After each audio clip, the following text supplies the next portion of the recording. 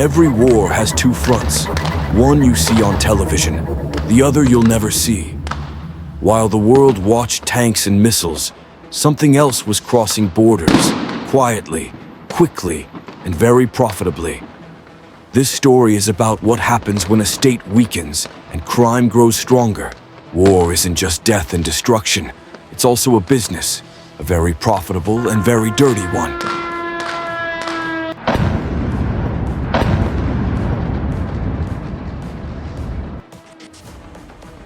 History knows one rule: where there's chaos, there's money.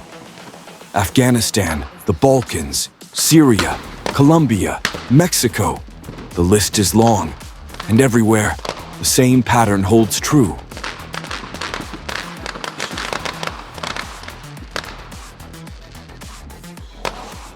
When war breaks out, three things collapse: borders, laws, and control. Customs stops functioning properly. The police are preoccupied with other matters, and the military focuses on the external enemy rather than what's happening behind them. And then they come. Criminal gangs, smugglers, and traders of all kinds of illegal goods. They don't fight, they profit from war.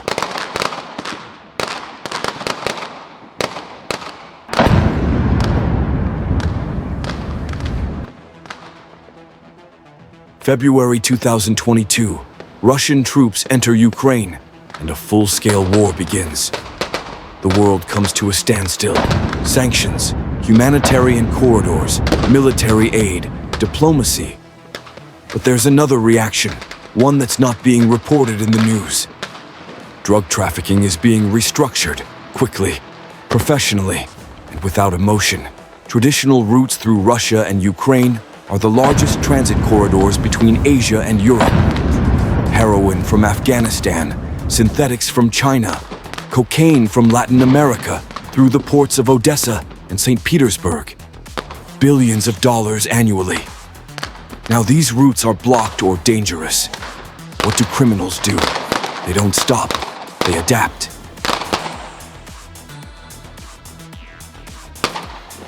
In 2023, Europol recorded a sharp increase in drug trafficking through Moldova, Romania, and the Baltic states. Routes shifted, and the goods were rerouted. Border controls were relaxed, corruption increased, and chaos at the borders created opportunities. Ukrainian and Polish law enforcement regularly intercepted large quantities of amphetamine and methamphetamine on the western border.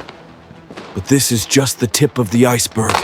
What was caught represents about 3% of what was caught.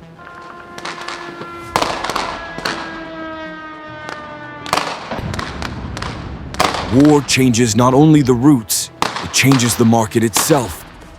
Synthetic drugs, amphetamine, methamphetamine, synthetic opioids. Their production doesn't require plantations or vast territories. What's needed is a laboratory, chemicals, and expertise. All of this can be hidden in a basement, an abandoned factory, or an unmapped village.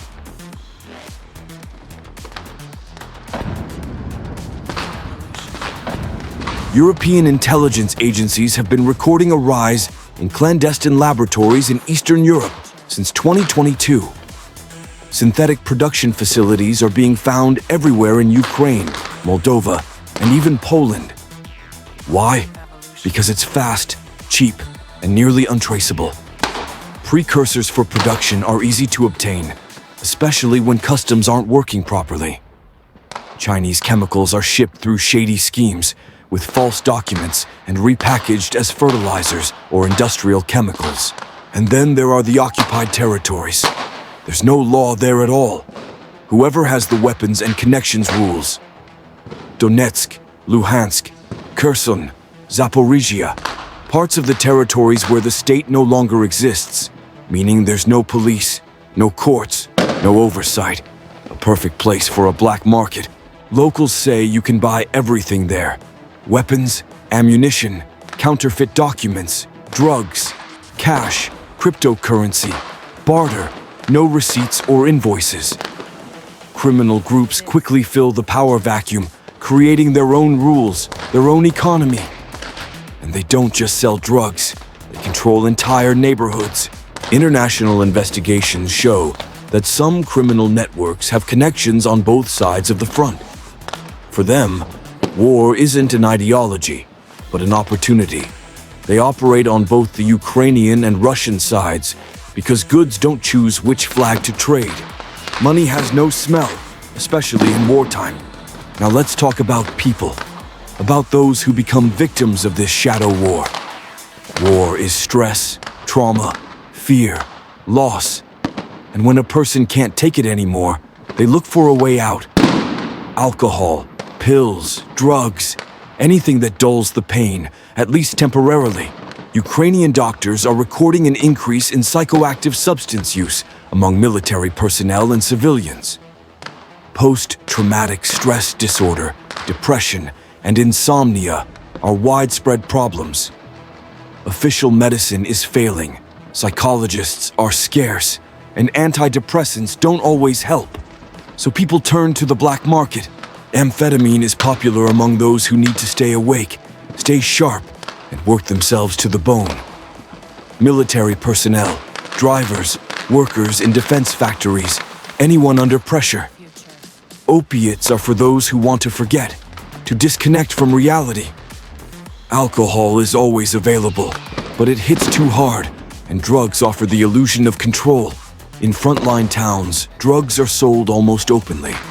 Locals know where to buy them. The police know who's selling them. But there are no resources to fight them.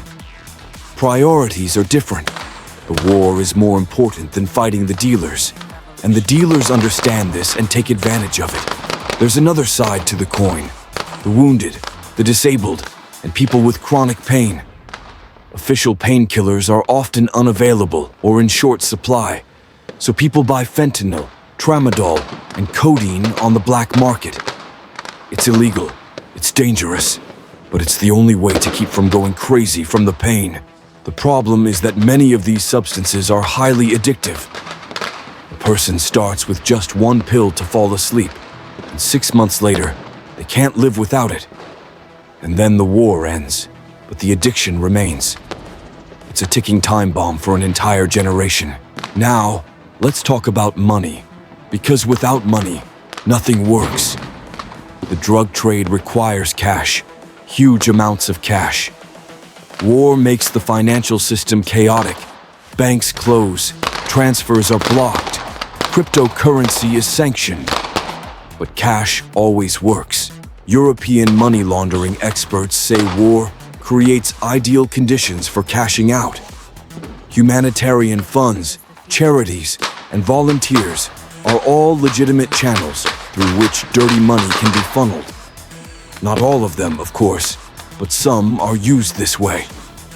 Setting up a refugee aid fund is easy.